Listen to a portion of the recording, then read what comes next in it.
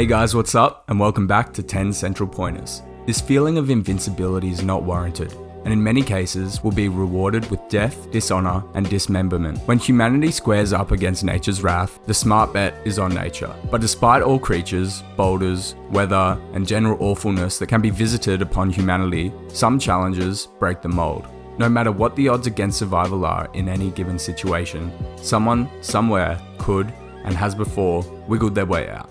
In today's video, we're going to put some light on 5 people who survived the impossible. But before we start, I just want to remind you to hit that red subscribe button to enter to our monthly shoutout giveaway. Just comment down below saying I subscribed and we'll enter you into the giveaway. Number 1. The Impossible Ice Woman.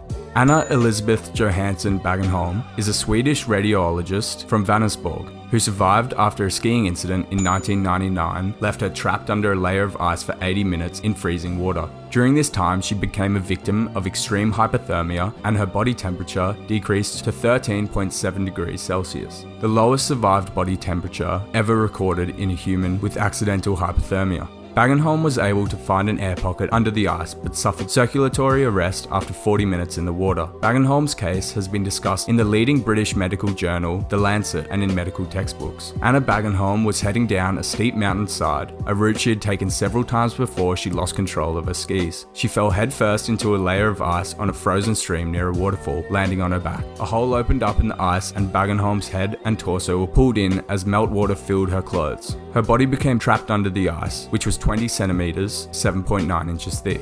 When Falkenberg and Nashim found Bagenholm, only her feet and skis were above the ice. 2.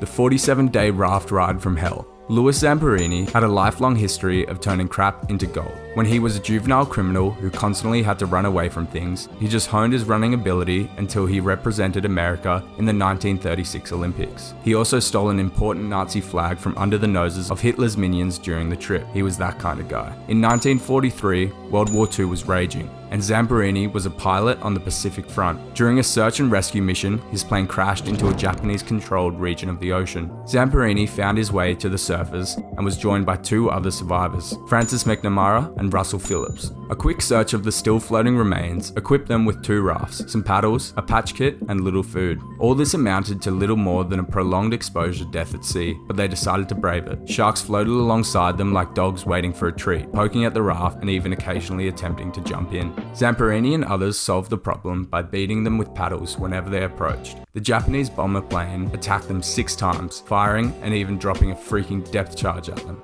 3. The Drumming Man vs. the Kalahari Desert. Greg Rasmussen, a conservationist who ran into intense winds and crashed his plane, leaving him in the middle of the desert's Wange National Park with his legs lifeless, sacks of bone, bits and gristle. Also, his radio was broken and he had no water. This is known as fate's way of saying bye-bye.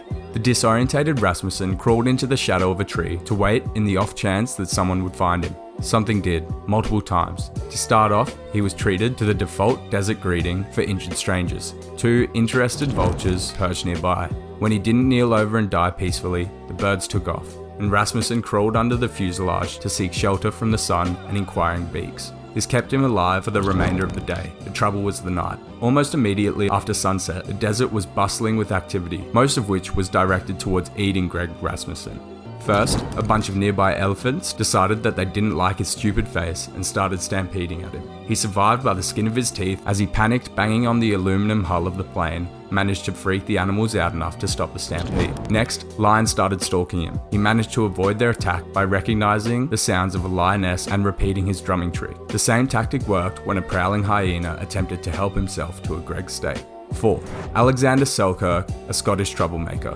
Sometimes in the olden days, nature was used to put people in a serious time out. In 1704, Alexander Selkirk, a Scottish troublemaker, was kicked off an expedition ship and left on an uninhabited island in the South Pacific Ocean. All he was given was a musket, gunpowder, carpenter's tools, a knife, a Bible, and some clothing. By 1704 standards, that's a wealth of stuff. When his clothing eventually wore out, he just made some more from the skins of wild goats, which he was also hunting and eating with a knife he made out of a barrel. Selkirk was there for 4 years and 4 months in solitude. During this time, he hid from Spanish ships for fear of being captured, but discovered an English boat in 1709 and was rescued. 5. Man and dog survive snow-buried SUV for 3 days with water and soda. Sometimes getting trapped by nature makes a great commercial. During the 2010 winter in Colorado, a 31-year-old Indiana man named Jason Seed was trapped by deep snow in his SUV for 3 days. His survival tactic? Mountain Dew and snow. Seed kept hydrating with the dew, eventually switching to melted snow when he ran out of the dew's delicious lemon limeness. He had gotten trapped after attempting to follow a shortcut that was actually not a shortcut, aka the beginning to every bad horror movie ever. Eventually, he realized he needed to get help, so he walked 7 miles until he found another road, where he was then rescued. Was that so hard? This brings us to the end of our video. I hope you enjoyed it. Hit like if you did, and don't forget to subscribe to our channel so that you don't miss any of our videos in the future. Also, watch the 2 videos that are on your screen right now, and I'm sure you'll love them. With that, I'll see you in the next video on 10 Central Pointers.